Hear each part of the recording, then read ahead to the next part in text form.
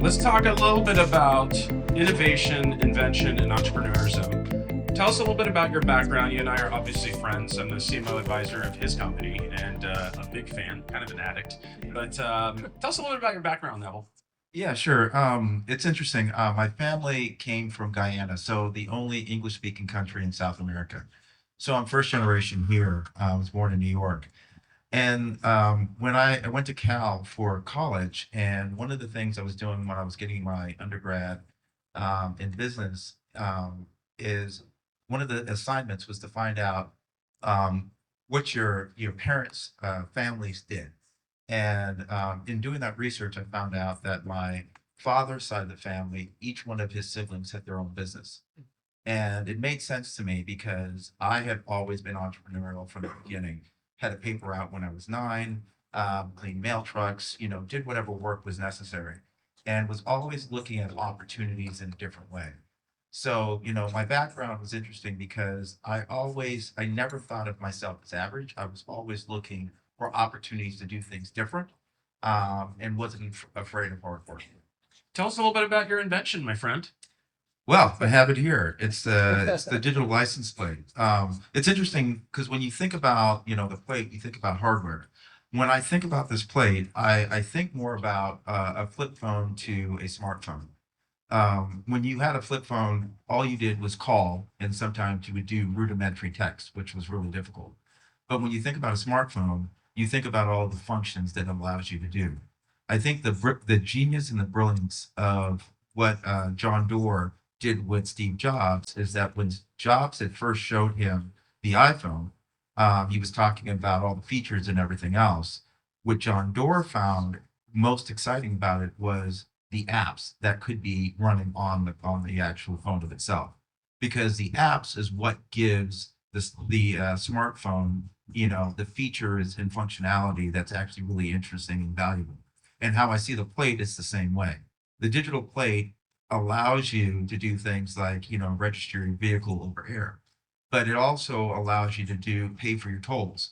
We'll be integrating with parking aggregators as well. If your vehicle is stolen, you could actually put stolen on the plate as well. So when you start thinking about the functionality of it, it's about being in that information portal where you are connected directly with state government in a kind of a seamless way. So you bring up government, and obviously the big question is how do you get this passed through the state of California? Tell us a little bit about that public-private partnership. Yeah, that was the interesting part. When you think about state government, everybody thinks about, inability to get anything done. What I saw was an opportunity. And how you develop those relationships is that you actually talk to the people that work in government as people, and you elicit their ideas. So the first thing that I did when I was looking at, developing the technology was I set up a meeting with the deputy director over the DMV legislation.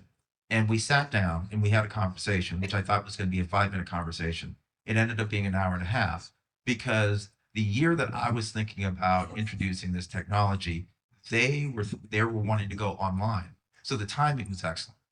And through those conversations, he put me in touch with the CHP, California Highway Patrol, because anything that goes on the road, they would be overseeing. So we met with them, about 10 officers in a room. We had a deck. We didn't have anything built out yet. And we started talking about the idea. And what came from that meeting, I think, was the most important thing. They said, listen, most technology companies build it and ask for forgiveness later. But you guys have come to us early and you've asked for our thoughts on what we could do. And they were like, listen, when you build your first free prototype, we have a test track in Sacramento. We'll run it through its paces and we'll make sure by the time that you fully build it out, it will be legal to be on the road. And we started that relationship, and that's been ongoing. So what I got from that is don't be afraid to have those tough conversations. Be open to listening to what other people have to say and work in partnership. Because, these people don't, they don't, it's not about the money for them. I think it's more about service and being able to give them credit for the things that they do is really important. So for me, it was freedom to have access to the marketplace, but they could get all the credit for doing it because they were willing to, step outside of the box. So Neville, a couple more questions. Maybe we could just talk a little bit about the features and technology. Tell us how this stays powered, because I think that's fascinating. And then let's move the conversation into the platform itself, the app. How you create a SaaS out of this and the value in what's in the platform itself. No, absolutely. There's two products. The first product is the battery operated plate. It has probably a 5 to 7 year battery life in the product, but it's e-paper. So it's a ruggedized Kindle, like you would have a Kindle notebook. That's the technology we use, and it's bistable technology. The reason why we went with that is that it has the same properties as a regular metal plate, meaning that once the image is on the plate, it will stay there indefinitely. And even if it's in an accident, it's locked into place. So we knew that we were going to have to do extensive testing, build it out, and we had to do all of that in order for that to be on the road. So we went in that direction. The second product that we have is a wired plate that has a GPS radio in it, and we use it for more fleets and those kinds of applications.